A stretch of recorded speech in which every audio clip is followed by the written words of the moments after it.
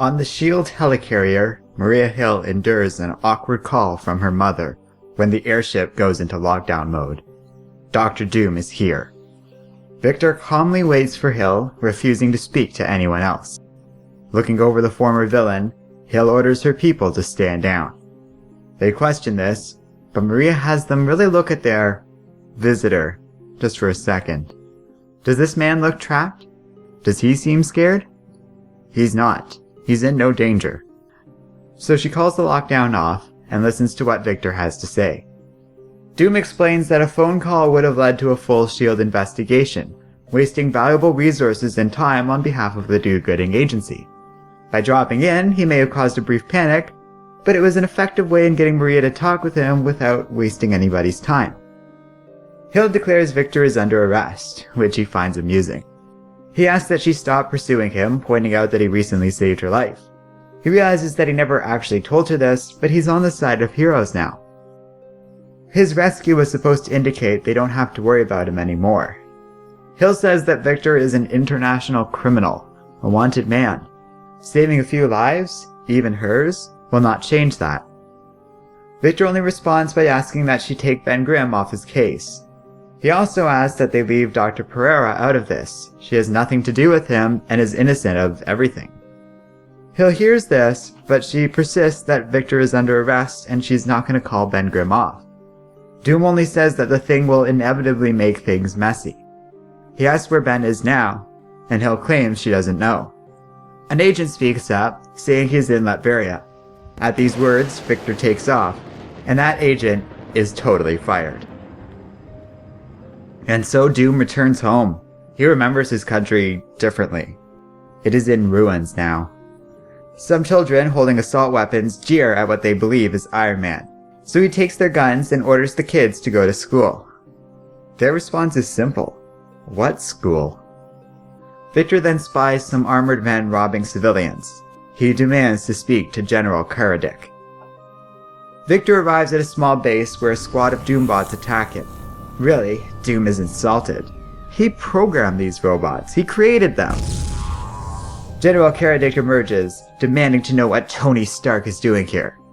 Victor says the general may not recognize the armor, but he will remember the voice. He calls out the general's failure.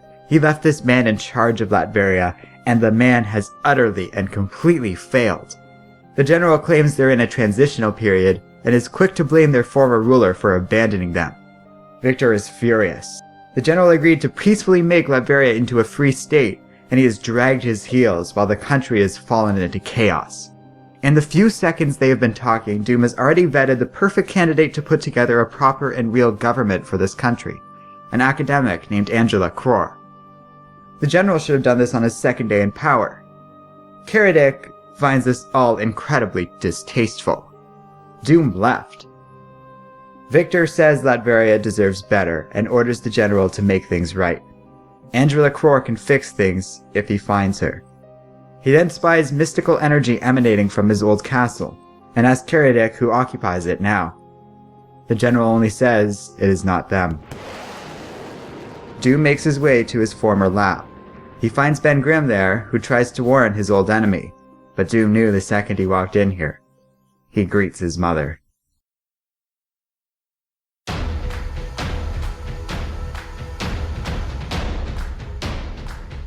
Hello and welcome to Comic Island. My name is Arden and this is my recap and review of Infamous Iron Man number 4. So this was a pretty great issue. The best one yet, actually. Between the return to Latveria and the encounter with Maria Hill, this is an entertaining comic that really takes advantage of the focus of this series.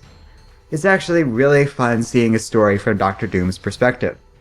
We get a glimpse of his current relationship with his country and his people and his current mindset. And though we don't get access to Doom's inner thoughts through narration or anything, the creative team did a good job of conveying a lot of information without relying on this traditional form of narration.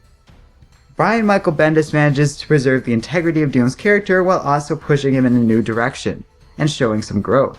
There's a gentler angle to Doom. He's not spiteful against Ben Grimm, he tries to negotiate and work with S.H.I.E.L.D., and shows some real guilt over what happened to his country and his people.